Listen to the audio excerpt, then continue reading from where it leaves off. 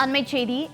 கரூர் கூட்ட நெரிசல் விவகாரம் தொடர்பாக தவிக நிர்வாகிகளிடம் இரண்டாவது நாளாக டெல்லியில் உள்ள சிபிஐ அலுவலகத்தில் தற்போது விசாரணை நடைபெற்று வருகிறது. அது தொடர்பான காட்சிகளை தற்போது நாம் நேரலையில் பார்த்து வருகிறோம். சிபிஐ அலுவலகத்தில் தற்போது விசாரணை இரண்டாவது நாளாக தொடங்கியிருக்கிறது. இந்நிலையில் புசி ஆனந்த் மற்றும் ஆதவ் அர்ஜுனா, நிர்மல்குமார் ஆகியோர் தற்போது விசாரணைக்காக ஆஜராகியிருக்கிறார்கள். அந்த காட்சிகளையும் பார்த்து வருகிறோம். சிபிஐ அனுப்பிய சம்மனின் பேரில் தவிக நிர்வாகிகள் புசி ஆனந்த், ஆதவ் அர்ஜுனா, நிர்மல்குமார் உள்ளிட்டோரிடம் தற்போது விசாரணை நடைபெற்று வருகிறது. தொடர்ந்து சிபிஐ அலுவலகத்திற்கு அவர்கள் சம்மன் அனுப்பிய பேரில் தற்போது ஆஜராகி இருக்கிறார்கள். விவரங்களோடு சிறப்பு செய்தியாளர் யோகேஸ்வரன் இணைப்பில் இருக்கிறார். யோகேஸ்வரன், வணக்கம். தற்போது டெல்லியில் இன்றைக்கு இரண்டாவது நாளாக தவிக நிர்வாகிகளிடம் சிபிஐ அதிகாரிகள் விசாரணை துவங்கியிருக்கிறார்கள். இது தொடர்பான முழு விவரங்கள்.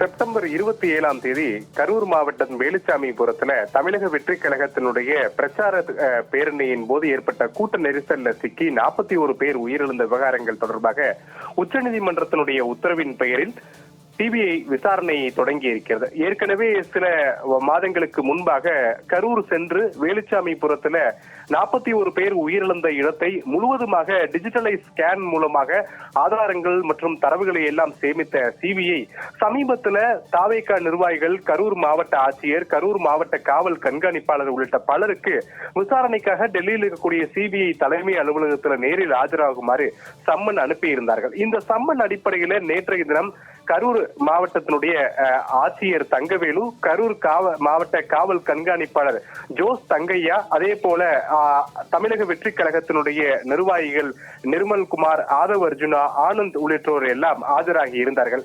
சரியாக 8 மணி நேரம் 30 நிமிடங்கள் இந்த விசாரணை என்பது நேற்று நடைபெற்று முடிந்த நிலையில இன்னும் விசாரணை இருக்கிறது. நாளைய தினமும் அனைவரும் ஆஜராகுங்கள் என சிபிஐ அதிகாரிகள் அறிவுறுத்தியிருந்ததன் அடிப்படையில் இன்று காலை 11 மணிக்கு கரூர் மாவட்ட ஆட்சியர், காவல் கண்காணிப்பாளர், தமிழக வெற்றி கழகத்தின் நிர்வாகிகள் உள்ளிட்ட அனைவருமே நேரில் ஆஜரானார்கள். அவர்கள் அனைவரும் இரண்டாவது நாளாக இந்த விசாரணை என்பது நடைபெற்று வருகிறது. நாம் விசாரிக்கக்கூடிய தகவலின் அடிப்படையில சிபிஐ அதிகாரிகளை பொறுத்தவரையிலுமே எத்தனை பேருக்கு அங்கு பிரச்சார கூட்டத்தில் பங்கேற்பதற்கு அனுமதி என்பது கேட்கப்பட்டது, அதற்கு காவல்துறை தரப்புல எவ்வளவு அனுமதி வழங்கப்பட்டது, ஏற்பாடு செய்யப்பட்ட பாதுகாப்புகள் என்னென்ன குளறுபடிகள் எல்லாம் ஏற்பட்டது, இப்படியான வாக்குமூலங்களை எல்லாம் அனைத்து தரப்பிலும் பெறப்படுகிறது.